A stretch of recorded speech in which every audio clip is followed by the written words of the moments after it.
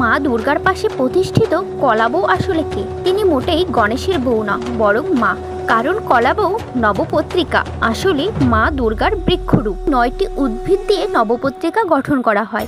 এই 9টি উদ্ভিদ মা দুর্গার 9টি শক্তির প্রতীক। এই 9টি উদ্ভিদ হলো কলা গাছ, কচু গাছ, হলুদ গাছ, জয়ন্তী, বেল গাছ, ডালিম গাছ, অশোক গাছ, মান গাছ ও ধান গাছ। মনে করা হয় সর্বজাতিগণ এই 9টি গাছ নিয়ে নবদুর্গা পুজো শুরু করেছিল। সেই থেকে নবপত্রিকা দুর্গাপুজোর সঙ্গে মিশে গেছে। আসলে দেবী দুর্গার সঙ্গে শস্য দেবীকেও মিলিয়ে দেওয়া হয়েছে এই রীতিতে। 9 জন উদ্ভিদে রয়েছে 9 জন অধিষ্ঠাত্রী দেবী। কলা গাছ রয়েছে দেবী ব্রাহ্মণী, কচু গাছে দেবী কালিকা, হরিদ্বার গাছে দেবী উমা, জয়ন্তী গাছে রয়েছে দেবী কার্তিকা, বেল গাছে রয়েছে দেবী শিবা, ডালিম গাছে রয়েছে দেবী রক্তদন্তিকা, অশোক গাছে দেবী শোকরহিতা, মান গাছে দেবী চামুন্ডা ও ধান গাছে দেবী লক্ষ্মী।